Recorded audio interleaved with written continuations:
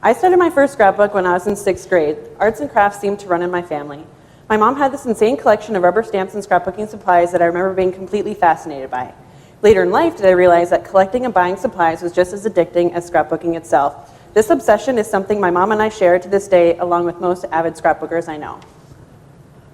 I started scrapbooking when I was 11 years old. I'm 22 now.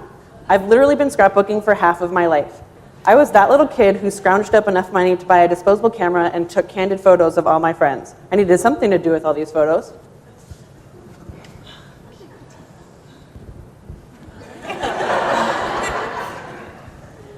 Scrapbooking isn't just a hobby. Scrapbooking is a way of preserving time and memories. The good ones, like your first love or new babies being born.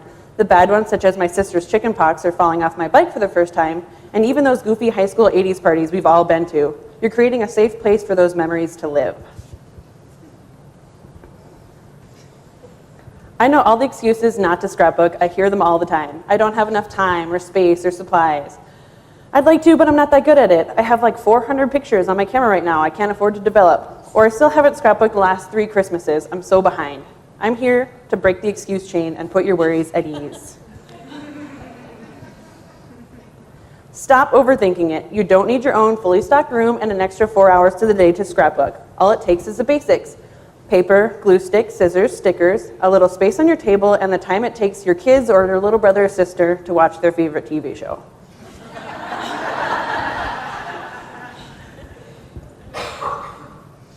I know what some of you are thinking. I've never really scrapbooked before and I'm not that great at it. But remember, we all start somewhere. Here's a few of my own phases. I started out coloring my own pattern paper and writing, quote, thought bubbles. I got older and moved to cutting out my own patterns, where I then evolved to focusing more on the pictures rather than the background, which is, after all, the object of this hobby. Now let's talk about all those photos, the ones you have and the ones you need to print. I'll give you a couple tips to keep you from getting overwhelmed. Tip number 1, who says you have to scrapbook in chronological order? You should start with your most recent pictures and work your way back. They're more fun and exciting and also the freshest memories in your mind.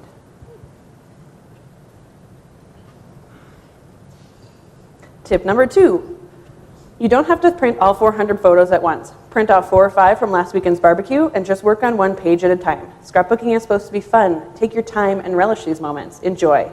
That way you're not so concerned with the cost and also not intimidated by that dooming pile of photos yet to be scrapped. When organizing your photos, the best way to start is to separate into categories: school days, holidays, birthdays, etc., etc. Then further into subcategories: middle school, high school, college, Christmas, Halloween, Easter, first, second, and third birthdays. Saving yourself a few weeks from now from saying, "Oh man, I had the perfect picture for that page." Now, in the organizing process, I sometimes find myself wanting to scrapbook but don't even know where to begin. The first step is picking a subcategory and figuring out which of the 10 photos of me cleaning my first fish are the most important for the page. Sorting the scrapbook-worthy and photo album pictures is an important step to making your life so much easier. The next step is taking those scrapbook-worthy photos and journaling the who, what, when, where, and why. Who's in the photo and what's going on? Where was this taken, and why was this moment so memorable to you that you had to capture it? Write these down on an index card and attach them to your photos so when you get to them, you can focus on the creating and not recalling. It's important to journal any way that you can. There are all kinds of ways to start a page. Everyone has their own style. No way is right or wrong. I like to find pattern paper and match and correspond with my pictures. Then I cut, mat, position, adhere my photos to my page, give it a title, and finish it off with some embellishments and a little bit of journaling.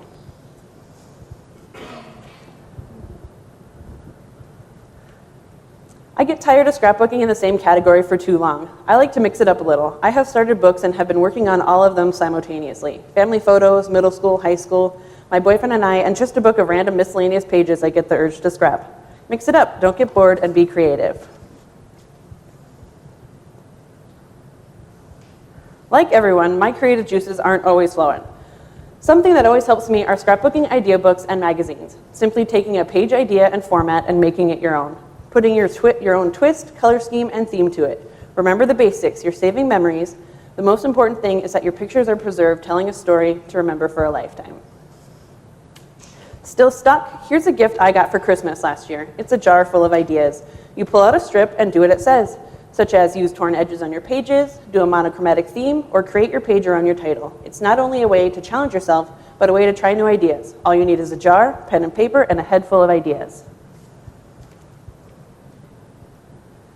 And sometimes I get bored of scrapbooking my own pictures, so I scrap other people's pictures. Sometimes I get paid, and sometimes that's my gift to the bride or the groom. It gives me a chance to scrapbook without an emotional tie clogging my mind, and a clean slate, a chance to revamp some of my old pages. Not really that productive for my own scrapbooks, but still really fun. One of the funnest things about scrapbooking is scrapbooking in a group. There are classes or retreats where people get together, share ideas, and helpful tips.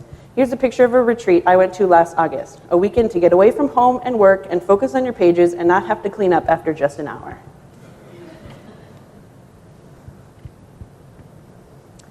Some ways to spice up a group crop is to throw some games into the mix, like a bingo card, working on it throughout your crop, checking off ideas as you accomplish them, like a page with a square theme, double mat a photo, or do a page about yourself. Again, challenging yourself and also a little friendly competition.